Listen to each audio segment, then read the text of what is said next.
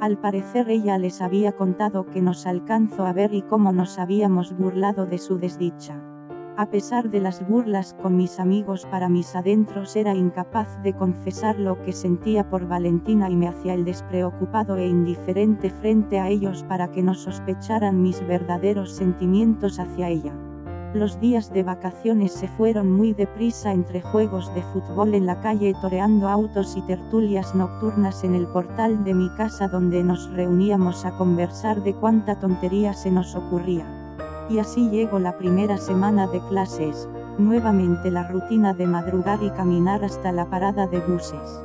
Aquella madrugada del primer día de clases yo me acomodaba la corbata del colegio frente al espejo esperando que aparecieran Fidel y Ángel para iniciar la caminata hacia la parada de buses.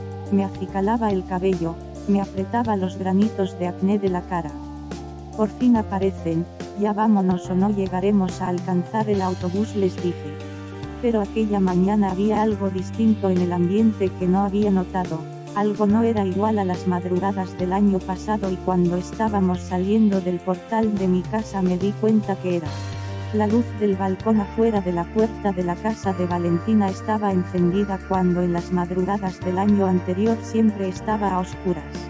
No dije nada ni advertí mi descubrimiento, solo me quedé observando, y de pronto ella salió al balcón con su camisa blanca con lazo turquesa y su falda escolar turquesa y su mochila.